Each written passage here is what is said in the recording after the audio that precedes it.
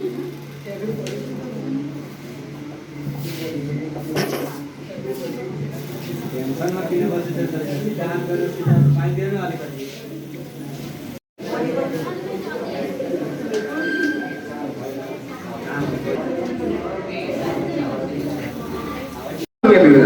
on the occasion of Rakhi, we are going to celebrate Rakhi program. I am Rajesh Yadav from class 8. Now I am starting this program in this Rakhi. We know that a small tree tied in brothers' hands because to secure and give safety for sisters. And I am calling those program who is our examine that for giving short speech of Rakhi. So please welcome Mr. Rajan sir.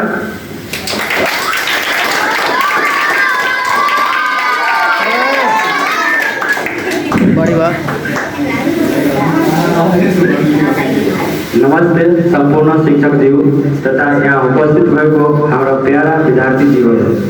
आज म यहाँ रक्षाबन्धनको बारेमा केही दुई शब्द राख्न जाँदैछु। रक्षाबन्धनमा दाजुभाइ तथा दिदीबहिनीहरूको त्यौहार हो।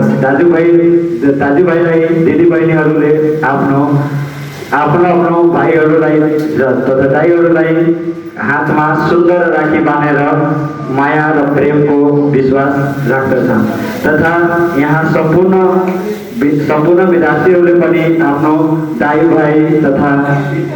दाइभाइहरूलाई के गर्ने आफ्नो रक्षाबन्धन बाँध्ने गर्दछन्। रक्षाबन्धन मात्र एउटा त्यौहार होइन, रक्षाबन्धन हाम्रो सम्पूर्ण दाइभाइको प्रेमको सम्बोधन गर्दछन्। प्रेम र मायालाई विश्वास र सहयोग गर्छन्। दाजुभाइ पनि आफ्नो दिदीबहिनीहरूलाई माया सहयोग र सम्मान गर्दछन्। यतिकै भन्दै म एउटा शायरी बोल्न चाहन्छु। रक्षाबन्धनमा धागो जति ठुलो भए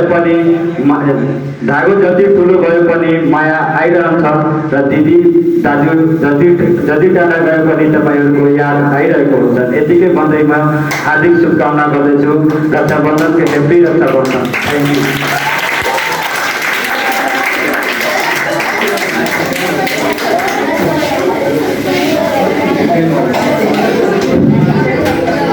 Now I am calling for dance. Arpita, Sumaya, Anjali, Divyanshi, Khushi on the song शनिवार राती मुझे नींद नहीं आती।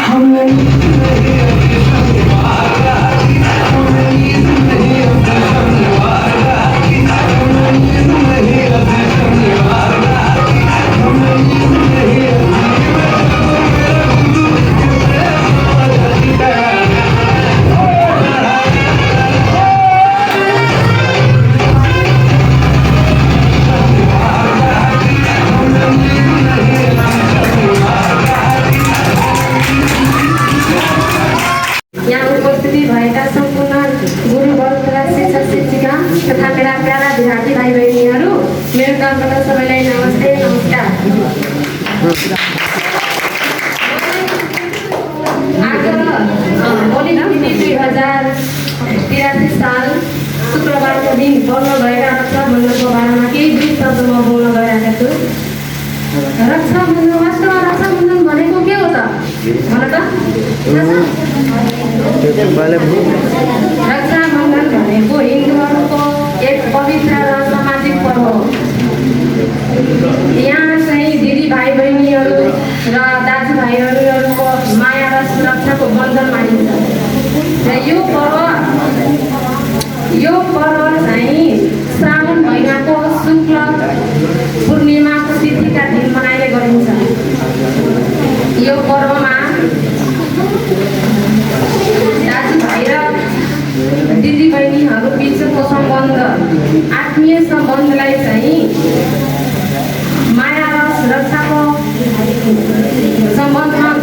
गरिन्छ। यति बोल्दै हस् त, धन्यवाद। Thank you, ma'am.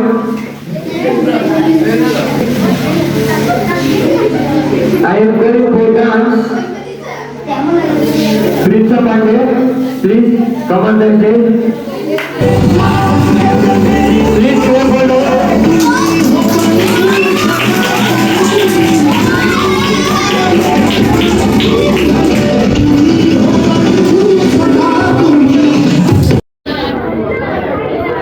Now I am going for a speech.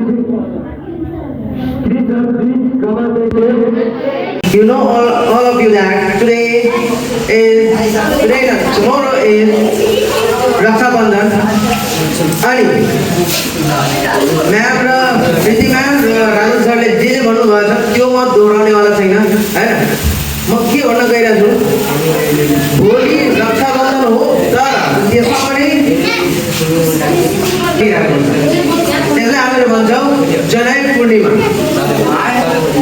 जनै पूर्णिमा र रक्षा बन्धन दुवै एकसाथ आउने गरिन्छ, तर धेरै जस्तो मान्छेहरूले रक्षा बन्धन मात्रै मनाइने गरिन्छ। त्यसैको कारणले त्यसैले यो रक्षा बन्धन धेरैजनालाई थाहा छ, तर जनै पूर्णिमा भनेको नि जनैहरू जस्तो कि यो मन्दिरहरूमा हामीहरू के गर्छौँ, गएर फर्स्ट टाइममा गएर पहिला जनै बाँध्छौँ नि, यो हातको डोरी पण्डितजीसँग हातको डोरी बाँध्छौँ।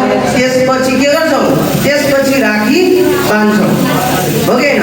त त्यसैले हामीहरू भन्छौँ जनै पूर्णिमा या त रक्षा बन्धन। तर मेनली हामीहरू खानेकुरा हामीहरू खाने गर्छौँ। तर यसमा के छ, मेन हामीहरूको यसमा परिकार छ क्वाटी। सुनेको होला तिमीहरूले क्वाटी। त्यसपछि मिठाईको त कुरा चल्दैछ होइन, भाइ बहिनी होइन, बहिनीले भाइलाई